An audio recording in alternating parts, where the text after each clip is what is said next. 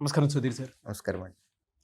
చదివిన చదువు అంటే మొత్తం విన్నది, దాంతో పాటు సిలబస్ కంప్లీట్ చేసింది, మొత్తం రివిజన్ చేయడానికి పర్ఫెక్ట్ మెథడ్ ఏంటి సార్? ఎందుకంటే పిల్లలందరూ ఒక ట్రాప్‌లో ఉండిపోయి ఉంటారు.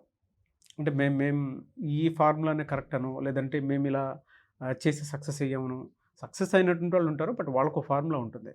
అంటే రివిజన్ ట్రాప్ అనేది ఏ విధంగా ఉంటుందనంటే, మల్టిపుల్ ఉంటాయి థాట్స్ అన్నీ.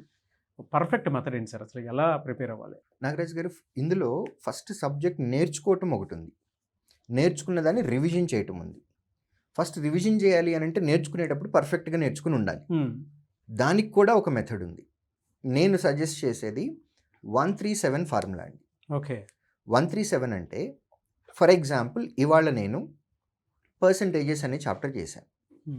మూడో రోజు మళ్ళీ పర్సంటేజ్ చాప్టర్ చేయాలి. మళ్ళీ ఏడో రోజు పర్సంటేజెస్ చాప్టర్ చేయాలి. ఇది సైంటిఫిక్గా ప్రూవ్ అయినటువంటి మెథడాలజీ అండి. 137 రూల్ అంటాం. ఫస్ట్ డే చేయాలి, థర్డ్ డే చేయాలి, సెవెంత్ డే చేయాలి. ఒకటే చాప్టర్ చేయాలి. 137 3 డేస్ చేసిన తర్వాత, first day, third day, seventh day చేసిన తర్వాత, seventh day end of the డేకి మీకు ఆ చాప్టర్ మీద కంప్లీట్ పిక్చర్ వచ్చేస్తుంది. ఇప్పుడు అసలు పని స్టార్ట్ అవుతుంది.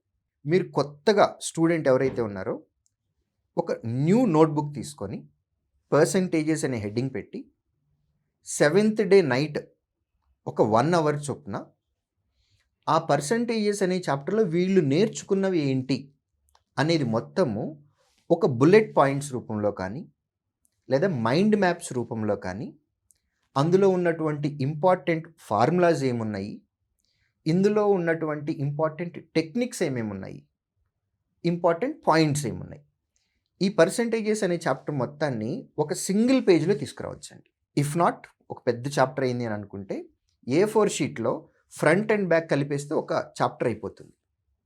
ఇలా 137 రూల్ అప్లై చేసి 3 రోజులు ప్రాక్టీస్ చేసిన తర్వాత వారి స్వహస్తాలతో ఓన్ హ్యాండ్ రైటింగ్ తోటి ఆ చాప్టర్లో ఉన్నటువంటి important points, important formulas and most important techniques ఇవన్నీ రాసుకున్నట్లయితే ఈ రాసుకున్న కంటెంట్ ఏదైతే ఉందో ఇదే వాళ్ళకి రివిజన్. ఓకే. 4 మంత్స్ అయిపోయింది. నెక్స్ట్ మంత్ నాకు ప్రిలిమ్స్ ఎగ్జామ్ ఉంది.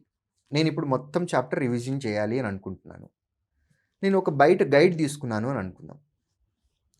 అర్థమెటిక్, క్వాంటిటేటివ్ యాప్టిట్యూడ్ బయట మార్కెట్లో మీరు ఏ బుక్ కొన్నా కానీ 300 పేజీల నుంచి 400 పేజీలు ఉంటుంది. అది మొత్తం చదవాలి అని అంటే ఫస్ట్ ధైర్యం రాదు. రివిజన్ చేయాలి అని అంటే మనం ఆల్రెడీ ప్రతి చాప్టర్కి సంబంధించి ఒక A4 షీట్లో ఇంపార్టెంట్ పాయింట్స్, ఫార్ములాస్, తర్వాత టెక్నిక్స్ అన్ని రాసి పెట్టుకున్నాం. అర్థమెటిక్లో మొత్తం 20 చాప్టర్లు ఉంటాయండి మహా అయితే. సో మొత్తం అర్థమెటిక్ మొత్తం మీ హ్యాండ్ రిటన్ నోట్స్లో ఎన్ని పేజెస్ వచ్చింది? 20 పేజీలు వచ్చింది. వేరే వాళ్ళు రాసింది చదవటం కంటే మీరు రాసింది మీరు చదువుతూ ఉంటే మైండ్ కనెక్టివిటీ ఇస్తూ ఉంటుంది మీకు. నెక్స్ట్ లైన్లో ఏముంది, నెక్స్ట్ లైన్లో ఏముంది అనేది మీకు ముందు తెలిసిపోతూ ఉంటుంది. 20 పేజెస్ చదవటానికి హార్డ్లీ మీకు 2 to 3 అవర్స్ టైం పడుతుంది.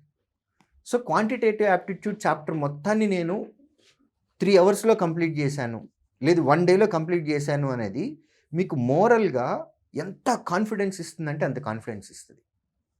అలా మీరు ప్రతి సబ్జెక్ట్కి సంబంధించి reasoning, arithmetic, English and current affairs అన్నీ కలిపి ఒకే బుక్లో రాసేసుకోవచ్చు. ఎప్పుడూ కూడా మనం రాసుకోవటానికి హైయెస్ట్ ఇంపార్టెన్స్ ఇవ్వాలి. మేము అబ్జర్వ్ చేస్తున్న ట్రెండ్ ఏంటంటే స్టూడెంట్స్ మెజారిటీ స్పెషల్లీ ఇప్పుడున్నటువంటి ఏజ్ గ్రూప్ వాళ్ళు వేరే వాళ్ళు రాసినటువంటి కంటెంట్ చదవటానికి ఇష్టపడుతున్నారు, కానీ వీళ్ళు సొంతగా రాయటానికి ఇష్టపడటం లేదు. అవును. 96% ఆఫ్ ది పీపుల్ వేరే వాళ్ళు రాసినటువంటి కంటెంట్ని చదువుతున్నారు. ఓన్లీ 4% ఆఫ్ పీపుల్ మాత్రమే వాళ్ళకి సొంతగా కంటెంట్ రాసుకుంటున్నారు, అదే కంటెంట్ని రివిజన్ చేసుకుంటున్నారు. ఆ 4% మాత్రమే ఉద్యోగాలు తెచ్చుకుంటున్నారు. మిగిలిన 96% ఉద్యోగాలు రావు అనట్లేదు, చాలా లేట్గా వస్తున్నాయి. 2 years, 3 years, 4 years ఇంత కష్టపడాల్సి వస్తుంది. కాబట్టి revision is at most important. దీంతో పాటుగా ఈ బుక్ నేను ఏదైతే చెప్పానో దానిలో రివిజన్ కంటెంట్తో పాటు ఇంకొకటి కూడా యాడ్ చేసినట్లయితే వండర్ఫుల్ రిజల్ట్ ఇస్తుందండి.